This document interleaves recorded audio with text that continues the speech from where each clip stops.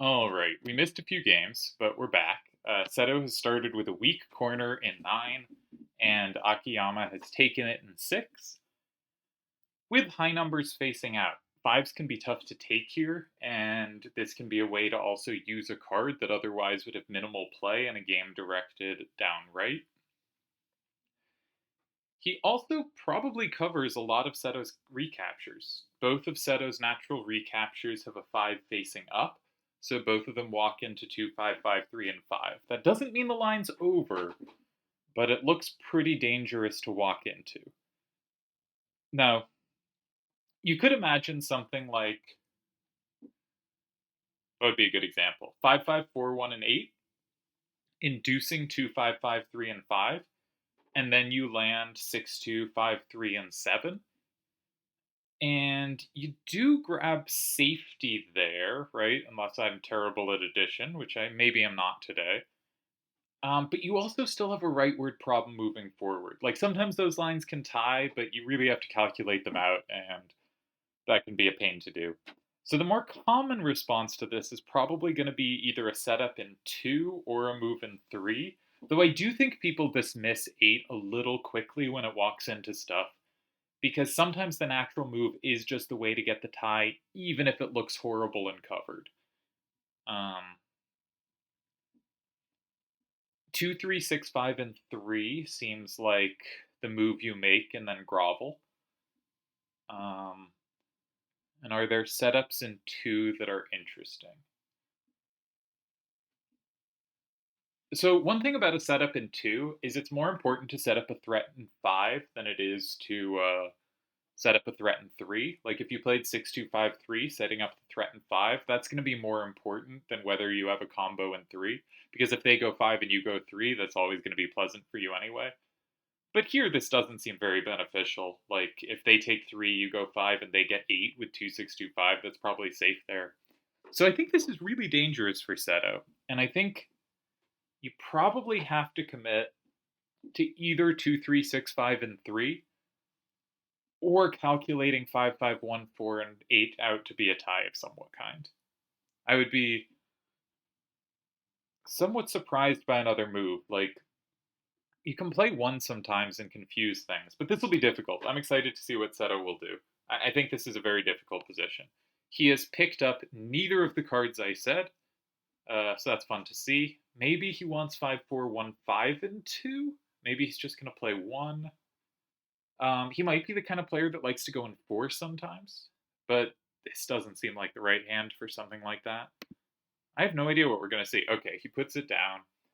Um, so I missed a few games here, and I was told I may have missed some things that were fun. So maybe we'll look back at them in a future video because they have played 3 more ties out. Just quickly going over move orders. Is anything weird in the move order? 3, 5, 4, so the J, 6, the T square, and the J. 8. That's an unusual square in that. Okay, 3, 4, 5, 4, 6, 8 is pretty unusual. The next one, 2, 4. I'm a huge fan of adjacent sides.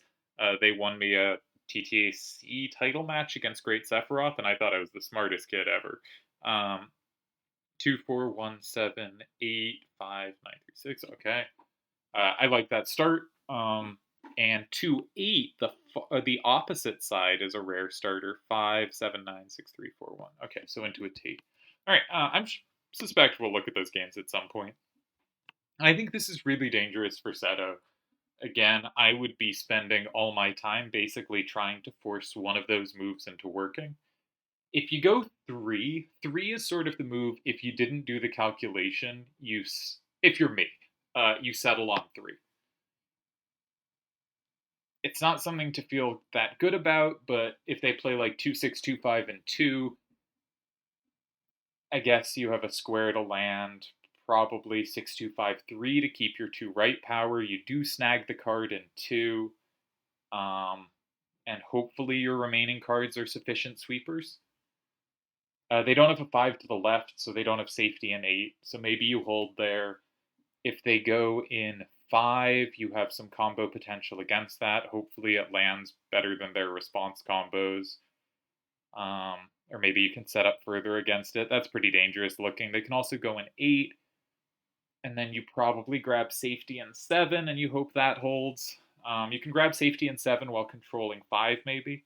There might be ways to do so. For instance, if 2625 is their card for 5, as long as you play with a 6253 3 and 7, then 5541 controls it.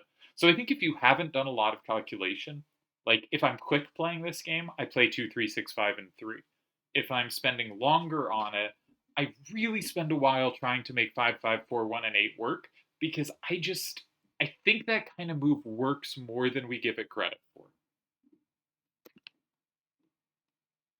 Okay, we see 5415 in 2. Not a move I expected, but could easily be well worked out. 3 is inherently threatening. It creates a threat in 5. Now, I would note Akiyama has 3 with 3254. So if I'm Akiyama here, I would really strongly consider something like 2625 and 8, saying if you ever go 5 comboing stuff, I combo you back so hard in 3. And if you ever take 3, I now have a really nice play in 5 with that 5 facing to the left from 8. That's going to be safe. I'm not sure this is best, but I think like the first thing you check is, does 3 work? You calculate out the game at 3. And 3 is really promising, so you may just get to the answer. But I think there's a chance, like, I think Seto's idea is Akiyama goes 3, Seto lands 6253 and 8. Now Akiyama, in 5, Akiyama probably has to play 2625 and 8, which is safe, but Seto can then play 2365 and 1, and 5541 is a really good sweeper at the end there. Including 2553 and 4 is a plus, but it is comboed back by 5541. Something like that, I assume, has to be Seto's plan. So if you're Akiyama, you check 3. I don't think you spend much time on 5. If you go 5, they go 3, and that's basically just going to be a worse version of you go 3 and they go 5, unless it specifically gives you something you need in 8, but I don't really see why it would. It mostly just gives them 3 when they wouldn't otherwise have it. So I think you're checking 3. You're checking 8. I really like the look of 8. I'm not saying it's winning. I'm saying I think it's a very logical try that may do some neat things. It may end up just walking into a 5541 sweeping there as well. Like Seto may have aligned the left side of the board up well. In which case, maybe what you're supposed to do is block 4. Block 1 or 4. Start blocking up the left side. I have noticed in these positions, people play 1 in tournaments really frequently, or the equivalent of 1. There was a recent game, now I'm blanking on what it was. I think we play there more than it is correct. And I'm not sure why. I think it there's sort of the hierarchy we all have of moves in our head of kind of where we look first. And I think most people look at sort of squares before cards. Like you're trying to make something in 3 work rather than like I look at this hand for Akiyama and go, well, I have to use 2553. Now, to some extent, we start thinking, this card sucks. I should find a use for this. But we tend to look more, at least at first, by square and then by card. I think usually, with some notable exceptions in both players and situations where it's just very clear you have to find a way to get rid of this card. But I think that comes up a lot more in endgames. So I think you're more square thinking. I think in these structures, people are a little higher on 1 than they should be. Which is in part, like, 1 isn't bad for second turn at all. I'm a big fan of the move order 1926 or 1962, which leads to the same structure. But in that structure, you were never given 3 for free. And in this move order, you kind of are given 3. So I tend not to be a big fan of 1. But here, it might make a lot of sense, because if you calculate out the left side getting dominated, maybe you want to get rid of squares on the left side. But the problem isn't 1, it's 4 or 7. It's that 5541 might sweep. But 1 is a bit of a problem there. Because if 5541 is the remaining card and 1 and 4 are the last squares, it's still, is at least a guaranteed capture. But I could see 4 or 7 making some sense, but I would be thinking 3 or 8. And Akiyama is taking his time. One sign of just how complex games they've played, at least the ones I've seen, is that Akiyama really is taking his time to make sure he has everything right. I remember at the start of the return seeing just how incredibly quick he was, and thinking when we met in the tournament, like, he will slow down against me. I'm me. Like, and no, he just played the same speed. But I also like I don't necessarily play. I mean, I just don't play, I think, as complex games as some other players do. And so it is also like Seto is putting you through more rigorous testing than I tend to. Or at least more complex testing, but probably both. Like, there's a famous line, I quote this sometimes. I think Seto and Delial are really good at this, and Akiyama too. Um, there's this quote about chess where this famous, kind of everyone's favorite chess player, one of everyone's favorite players, Mikhail Tal, he had this very exciting, fun style. Everyone loves him. Uh, if he's not your favorite player, he at some point almost certainly was. I think that's true of like every chess player I've ever talked to much about players.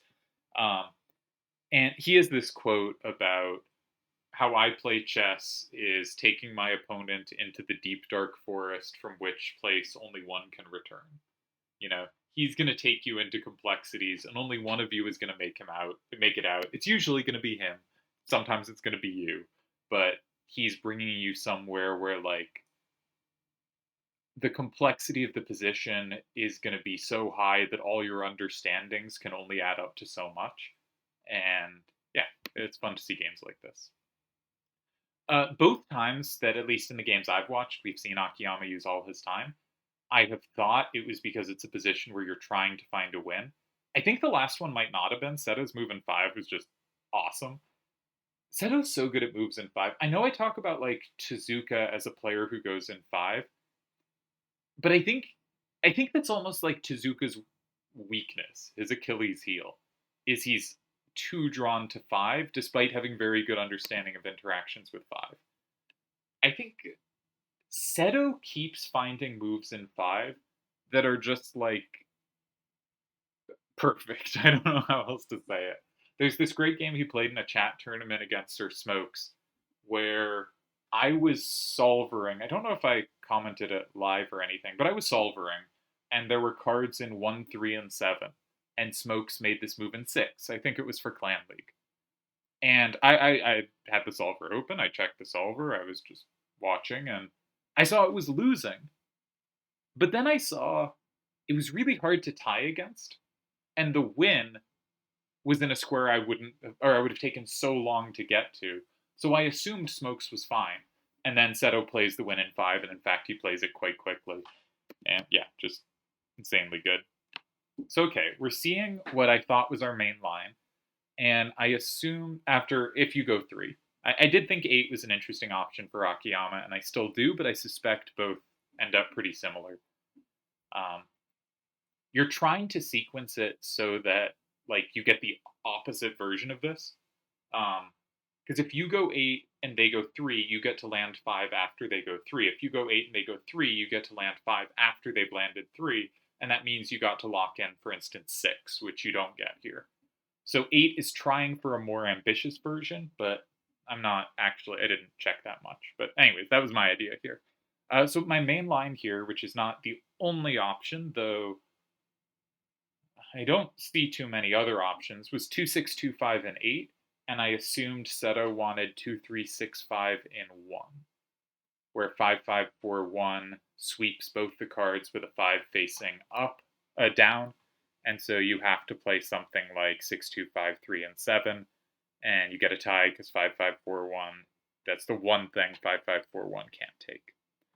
Now, I didn't check every move here, so it's possible there is something else. But if 5541 starts in 7, then 6253 and 4 is a tie. 2553 is comboed, but 6253 and 4 is not. If you start 2365 and 7, then 2553 and 4 beats you. If you start 5541 and 1, then 6253 and 4 beats you. You're, I don't think, possibly winning. No, you're not winning going in 4. So I would expect to see either 2365 and 1 or 5541 and 7, and both will give us ties. Do we know which one we got? We got 2365 and 1, 6253 and 7, 5541 and 4. Yeah, this is the main line I gave back when we were on move 4. I am curious if there was anything with 8 here. I again suspect it was a tie as well, but I got somewhat optimistic about that. Very nice move by Seto N2. He really takes positions I think are structurally dubious and shows himself to be completely safe all along with just incredible regularity. I'm curious. I'm gonna start solvering because I want to know if there was anything. That these two can play. I checked the first 2 games with solvers. I didn't actually analyze the first game, but I checked the first 2 because I wanted to maybe be able to look at it later with fresh eyes. But what I wanted to say about that game was they play such complex positions, and it is possible none of them are ever making losing mistakes. And that's genuinely really difficult to do, right? To play against other opponents that are as strong as each player here's opponent is, and to not just never be losing, but never be in a losing position, but never be losing in positions that are really complex, when they're not repeating games or playing kind of simple, straightforward structures, I think is really cool and impressive. So we got a new game. We got a 2-starter. In a bunch of the games I missed, we've been seeing side starters. We see these 5-5-3-2 pairs of Setos, but I'm going to be checking the last game quickly. So I thought Akiyama was in very good shape after 6. And so we'll see what it spits out in a moment. It will take a sec to calculate because we're recording and it's early in the game, so I'm going to give it some time. Now, Akiyama's point here is both defensive and offensive. When I say a defensive side starter, I mean one where you have a recapturing card. 2-5-5-3 can recapture on either side. Now here, it's not safe in either side. So this is, in fact, I'm an idiot. It is not a defensive side. It is an aggressive side. Because anything Akiyama plays, Seto plays, anything in 1 or 3, Akiyama has captures. Now, Seto, I believe, generally goes in 7 or 9 in these structures, though we missed some games where there were adjacent sides. There was one in 8. But I would be thinking, perhaps wrongly, well, there's interesting coverage. Anytime 6253 takes in 4 or 6, it is covered. If 6253 ever takes something in 3 from 6, then Akiyama has 5325 ready to go in 5. If 6253 ever takes from 4, then Akiyama has 2625 ready to go, though that is a less secure combo. So if something is set up against that, you could see tools there. Now, Seto has coverage, sort of 6, 6253 and 6 with 3552. And he has coverage of 4 with 2625. So this is going to be one of them complicated games. All right, so after Akiyama's move in 6 last game, Seto had 7 ties, which is a pretty low count at that point, but very much not 0. I was curious about 5-5-4-1 and 8. That move was losing, but not to the combo in 5, but it was losing. So bad idea by me. My other idea was 2-3-6-5 and 3, which was a tie. And in fact, against 2-3-6-5 and 3, Akiyama had only 1 tie. That's remarkable. And I will just say now, the move is in a standard square, but I don't think it's at all obvious. So actually 2-3-6-5 and 3 might have been really strong, which very much surprises me that that move could be that powerful. Seto played 5-4, 1-5, and 2, which is a tie, a pretty balanced tie, not like a super high pressure. There's lots of ways for Akiyama to play it, but is a tie. So I wanted this move in 8, and this move in 8 would have conceded many ties. Okay, my move wasn't very promising. Akiyama's move in 3, on the other hand, conceded 3 ties. So definitely his move was a little better than mine, but there were multiple options here. And after the move in 5, we're headed for a tie. Yeah.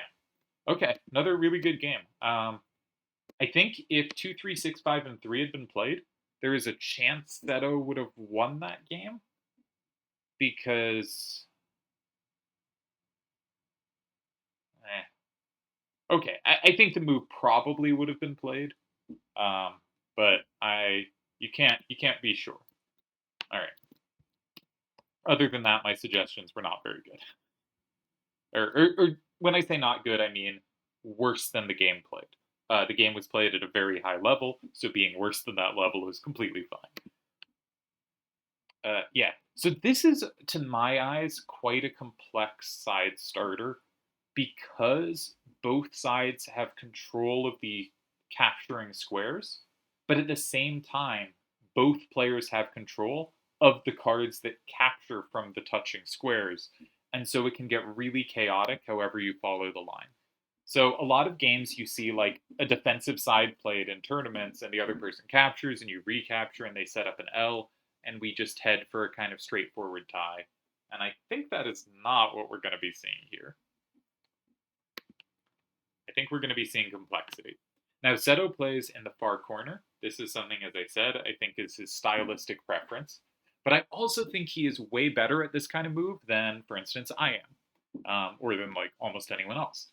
Which is to say, he finds ways to correctly identify. Like, I have called Seto in the past the master of the weak corner, and this is kind of what I mean. Is he will play a move that looks innocuous. But some things have just happened. For instance, now if a 5 is placed down in 1, he doesn't have to take it with 6-2-5-3. He could take it with 5-2-3-5 and lock it in. So he has more control of 1 than he did. But also, if we follow out another line, no, I guess it doesn't affect that line so much. Well, I will trust that he had very good reasoning behind this that I do not see, because just about every time he plays a move like this, somehow some combos appear down the road that were just not very visible. I would note it has a 2 and 3 out facing, and he has some substantial ability to play off those numbers. And Akiyama's hand generally. Like, he has put out a card with 2 numbers that match other cards in his hand and do not match any numbers in Akiyama's hand. And he is just very good at finding little ways to do this that will eventually, there will be synergies, and we won't see them, but he has a really good feel for them. Or we won't see them till later. At least I won't. You might. But I won't see them till later. But it's created by having stuff he can play off that you can't quite play off the same way.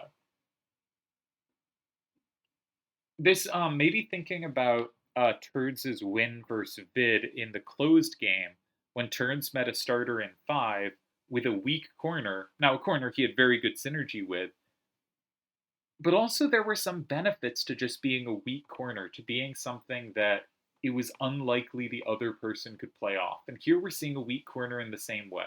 He's not trying to create a challenge. He's not playing something he's saying, you can't take or you're never going to be able to touch this. Instead, he's saying, I think I'm going to have some play off this later.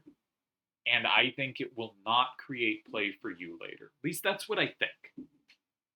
Now, if I was Akiyama, I'd probably start by looking at 3. But now if you go 3, maybe Seto just intends to go, well, it's complicated. So, like, one line, all right, here's a fun line. Or not a fun line, but a line that has a lot of combos.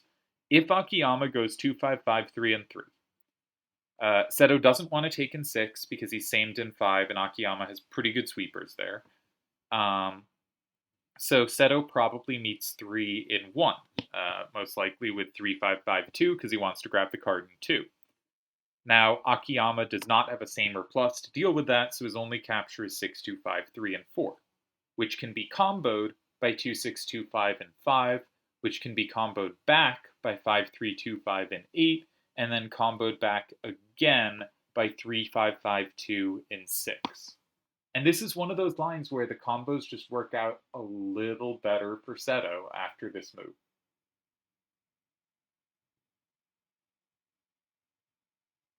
And I think this is a tricky situation, actually, for Akiyama. Now, we would expect second turn to be ahead. In both the games I've watched, I think second turn was ahead. And in general, in SPC, with no plus wall, we should assume second turn is at least doing okay. So I would expect second turn to have the advantage. But I think, for instance, it's hard for Akiyama to go 5. If he goes 5, at the very least, Seto will have safety with 6-2-5-3 and 4. And that tends to make moves in 5 kind of poor. Like, the J is kind of just not very good if the opponent has safety in 1 or 4 most of the time. I would assume that to be the case here. That doesn't even mean 4 is the best reply. You don't have to rush to that safety. Having it for later as a T fills out or as a Q fills out can be just as good as playing it immediately or better. So I'm not saying there's any rush. I'm just saying when there is that option, the J tends not to be very good. We could get a 3 corners with 9. I am not, not 3 corners, a knight setup. I'm not very good at evaluating those quickly. It takes me a while, so I'm not going to have a quick judgment on that. I don't think 1 or 3 is very appealing. I could see a move in, for instance, 4. 6 is very strange. Now, given what he's picked up, probably not 4, but I would think we. Oh, I also didn't mention 8. It's possible 8 works out, that there's some serious combo play after 8. Because the one thing we saw with Seto's last weak corner in the prior game, his starter, was by attacking it immediately, Akiyama did get a lot of pressure. He had combo play against the cards that were there. And so it is possible we will see a capture. And the more forcing capture for that kind of thing is probably 8. Because if you play a capture in 4, you're just giving them 1. If they don't have recaptures, it's fine. They just play in 1. But if you play in 8, you're sort of saying, hey, I have combo play against your recaptures. But I don't know what I expect here. Maybe 9? Just given the styles? I would probably have spent most of my time trying to calculate out some forced line with 1 or 3 and hoping it tied. Because that is what I do. Like something like 2-5-5-3 and 3, they go 1. Do I have some play in 6 that forces a tie in the endgame? That kind of thing. All right, so we do see 3. But we see 3 with 2-6-2-5. Now, let's check the captures. If 3-5-5-2, there is combo play in 5. And there is not retribution for that combo play except for 2-6-2-5 and 8. So, okay. That's tricky. All right, so 3-5-5-2 and 6 is possible. 5-2-3-5 and 6 is definitely possible. Note that 5-3-2-5 and 9, Thrastavis and 9 is not safe in response. That gets comboed. 6-2-5-3 is going to be samed. Okay, that one's not so good. And 2-6-2-5 doesn't have the capture. But we could see either of the 5-5 pair. We could also see 3-5-5-2 land in 1. Though I think what Akiyama has done is I gave the line of Akiyama plays with a 5 down in 1. So something like 2-5-5-3 2-5-5-3 and 3. Akiyama goes with a 5 down and 3. Had the problem that Seto plays in 1, Akiyama takes in 4. Seto plays in 5, Akiyama combos in 8, Seto combos back in 6. Here, there's not going to be a combo back in 6 if they get that far. So if, for instance, Seto played 3-5-5-2 and 1, and Akiyama played 6-2-5-3 and 4, and Seto comboed with 2-6-2-5 and 5, Akiyama could play 5-3-2-5 and 8, comboing back, and Seto would have nothing. He'd be dead. Now, he won't walk into this, but it means there is some coverage of 1 because he played with a 2 down and 3 that there wouldn't be otherwise. And I think this must be intentional. I think he was calculating the same thing I was. Because he kept 6253, the thing that covers 1. He kept Thrustavis 5325, the thing that combos from 8. And he didn't play 2553, the thing that has a 5 down and gives Seto combos back. So I think he was following out a similar chain, and he played a card that changed the effects of that chain, which is something Akiyama is really good at in general. Now here, it does look dangerous because I do think there is a good chance Seto has something in 6. I quite like 4 in these situations. I know that leads to a formation I poo-pooed the last game, but I hope that was for clear reasons that this is evidently different from. Don't know why it would be particularly good here, but you should check 4.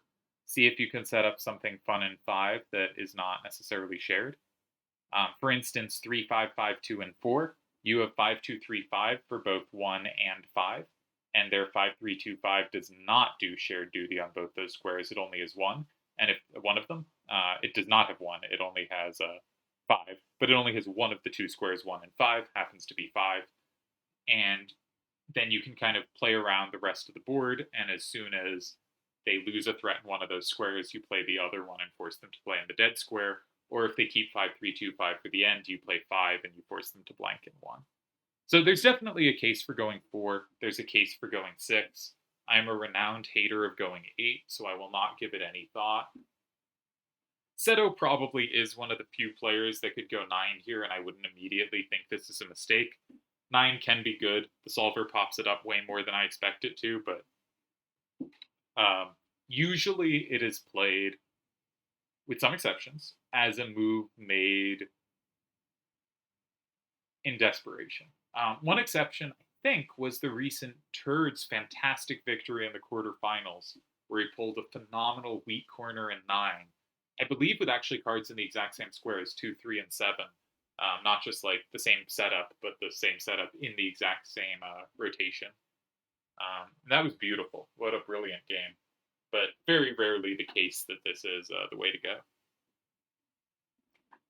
So I would expect 6 probably, but 4 is important.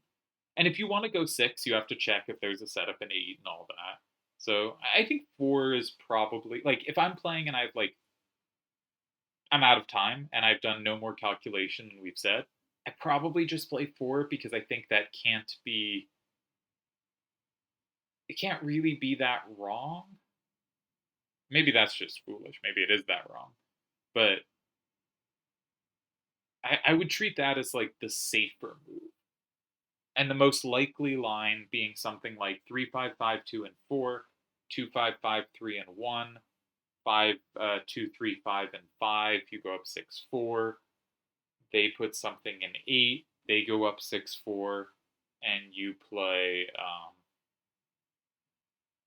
6, 2, 5, 3, and 6, making it 5, 5, and they don't have a capture at the end. Something like that. I guess they do if they use 5, 3, 2, 5, and 8. But if they did that, then you can put a 6, 2, 5, 3, and a 9. No, you can't. Maybe my line just loses. I'm not sure. Okay, maybe my line just loses. I should actually count. Yeah, 6, 2, 5, 3 might sweep you at the end there. No, it's 5, 2, 3, 5. You do have the double capture. No, my line works. Okay. I just forgot what the card was because I couldn't see it currently because Seto has picked it up. So if I wanted to tie, I would play 3, 5, 5, 2, and 4. If I wanted to win, I would play one of the 5 5s in 6. Now, obviously, we all want to win, but I would have had to spend time making sure because, above all else, I hate losing. I think, as I've said in recent times, there's some players who maximize other things than me. We do see a move in 6. This is the more ambitious option. Note that if Akiyama wants to play a 9, he is very susceptible to combos. Either a 3 or a 5 facing left, Seto can combo because of that move in 7. Because Seto has this just unbelievably good feel for weak corners that set up later combo synergy. I will say, I'm really getting convinced that second turn is a big advantage. The stronger players you watch, the more I think you should be convinced when you see repeatedly one turn getting what you consider advantages. Um, and I think it's really easy to play a series and be like, this is what happened in my series, this must be correct. But sometimes we like don't play that well, or our opponent isn't really understanding the set, and it's not that indicative. But I would think between these two, this is pretty telling. Yeah, so the next thing I was going to say was the real worry of 6 is you have to check 8, because 8 is where the big setups can be. And so Akiyama is saying I have 5-3-2-5 for 5, and I have 2-5-5-3 for 9. The problem with this is you have different cards for both squares, and each of your cards is not, well, okay, 5-3-2-5 is good in both squares. That's probably sufficient. But if Seto, for instance, goes safely in 1, if Seto goes safely in 1, what do you do? Say 3-5-5-2 in 1. Well, that might not work, because if that's out of his hand, maybe you can just take 5 immediately. So he might not have a way to go 1. So he goes 4. That's the other way to do it. He's trying to leave these both open, but 5-3-2-5 is pretty good. But that gave him a flip of 2. So if Akiyama goes in 1 with 2-5-5-3, then Seto plays 2-6-2-5 and 5, flipping 1 extra card to go up 7-3, and Akiyama only takes 1 back in 6. Yeah, this is good. And this is what we sort of mentioned earlier with 6-2-5-3, having that 6 facing up, ruining a lot of lines, specifically for Akiyama, the first turn player, because it creates something he can't really deal with. This looks to me like Seto has won, though maybe I'm missing something. This looks like a win to me. And as always, Seto is so fast getting to it, I was still working through 1 and would have taken a bit to get to considering 4. But I really like the point that 5-3-2-5, as good as it is in 5, and as much as it has what looks like good play in 9, you are very committed to that card, and you do not have the combo in both squares. And these are such combo-y positions that, I mean, I should really just count out everything, but I think Seto got there. Yeah, Seto's so good. What can you say?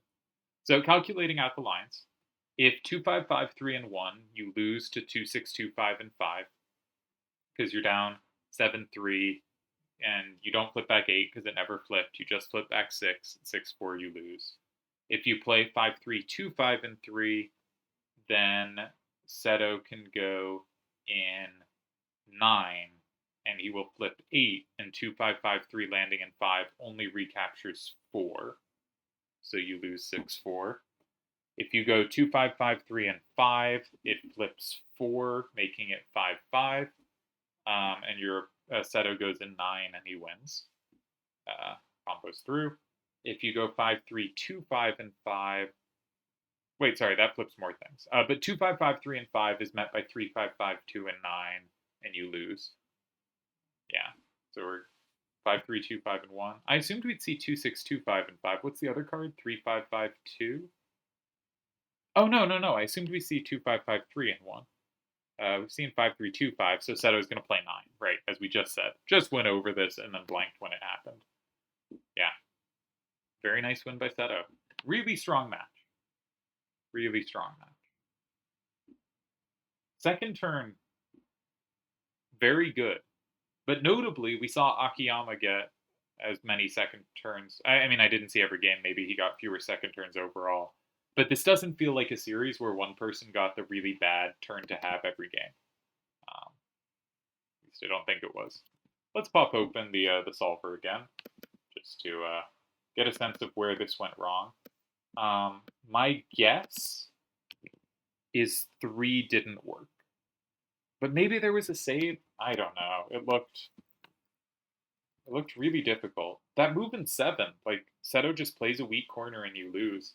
There's this famous description of a chess player, just to make more chess analogies today, Anatoly Karpov. Very different stylistically than Seto. Like, this is a very weird comparison. But confirming the 6-4. But the description of him was you'd have a perfectly normal position against him. He'd play two slightly improving moves that didn't look like they do anything, and you'd resign because you have nothing you can do and everything's falling apart. Just this sense of like, here are these completely innocuous looking moves, and suddenly the game is over. And I think Seto's weak corners have a lot of that energy. I think this game was the difficulties created all circled around this weak corner in 7. And maybe that's exaggerating, maybe that's attributing too much to it. But that's what it felt like to me. Just putting in the cards. Yeah. Seto being very machine-like level here. Let's check. It's coming out. I assume they're stopping there. Seems safe to assume. Let's flip over to the solver. When it's open, it will load for you too. You can see everything I see. Loading. So we get 3254 here, 3254 here. Now my guess is there are a lot of ties in this position, but that they're a lot harder than the solver says. Okay, attacking from 8, going in 3. Okay, so the move played in 3 actually did hold. Yeah.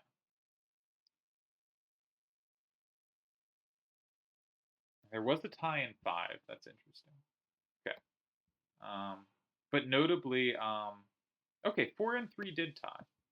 So just what was the tie? I guess there were a bunch of ties. Not 6, 2, 5, 3, and 4, but a bunch of other moves. Okay, 6 worked a few different ways. All right.